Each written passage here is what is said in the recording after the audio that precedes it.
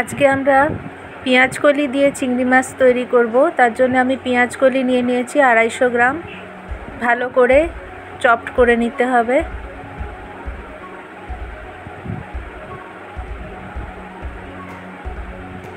ঠিক এরম করে ছোট ছোট করে টুকরো করে কেটে নিতে হবে।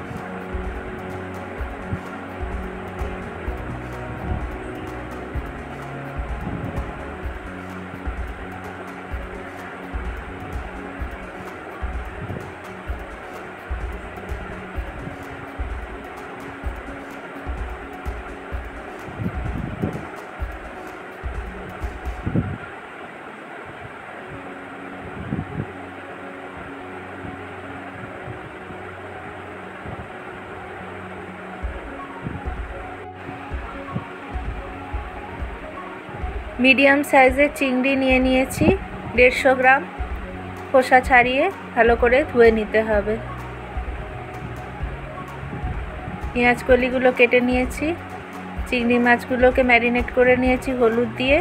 সঙ্গে লাগবে হলুদ গুঁড়ো, রসুন, আদা, লঙ্কা, মটর আর 2টো মিডিয়াম সাইজের আলু টুকরো টুকরো করে কেটে নিয়েছি।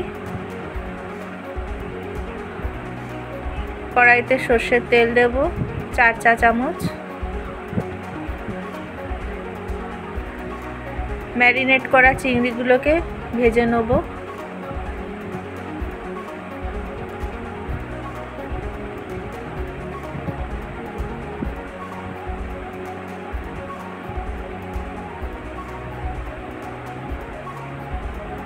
লালচে করে ভেজে তুলে নেব।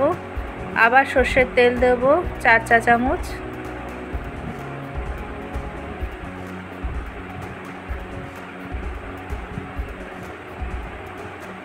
তেলটা গরম হয়ে গেলে এবার এতে একে একে রসুন কুচি দেব,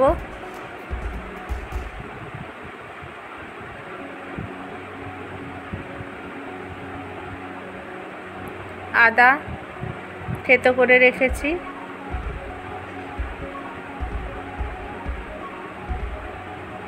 ভালো করে ভেজে নিতে হবে। টুকরো করে কেটে রাখা আলুগুলো মিশিয়ে দেবো।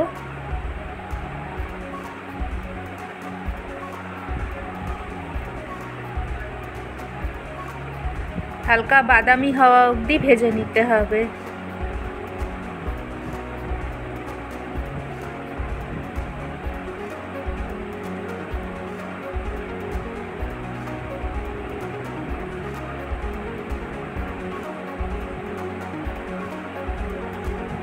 নুন দিয়ে দেবো স্বাদ অনুযায়ী।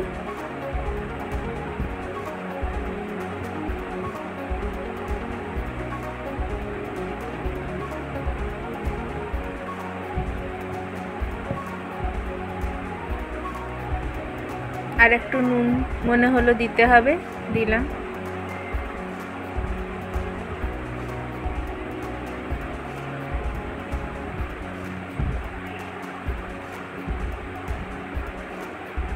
হলুদ গুঁড়ো 1/2 চা চামচ,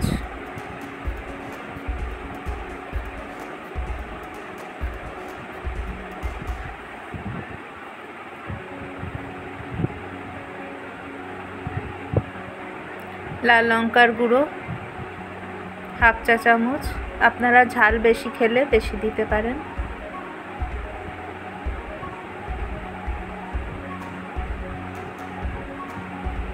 পেঁয়াজ কলিগুলো এবার দিয়ে দেবো।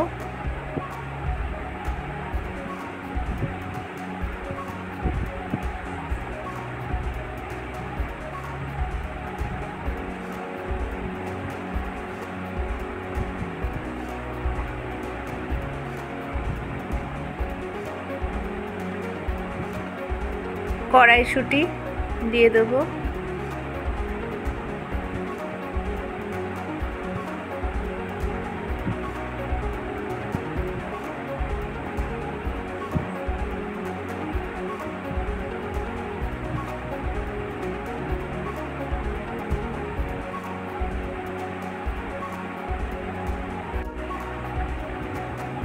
আগে থেকে ভেজে রাখা চিংড়িগুলো এবার মিশিয়ে দেবো।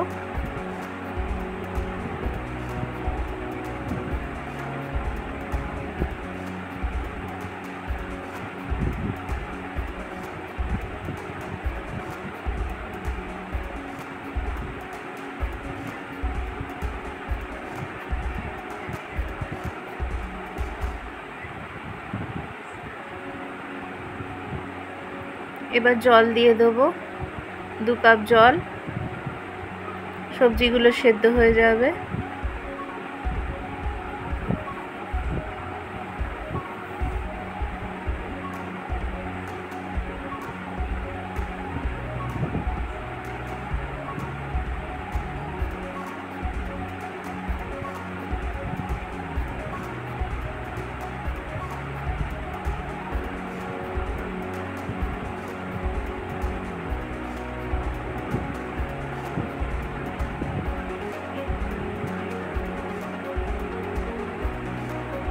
জল শুকিয়ে গেছে, সবজিগুলো সেদ্ধ হয়ে গেছে। একটু কেটে দেখে নেবেন আলুগুলো, এ দেখুন নরম হয়ে গেছে, পেঁয়াজকলি নরম হয়ে গেছে।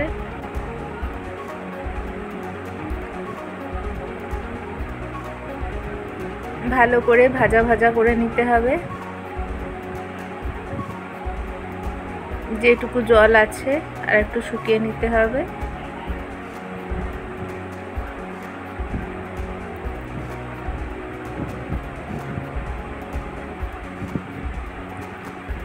গরম মশলা দিয়ে দেবো 1 চা চামচ।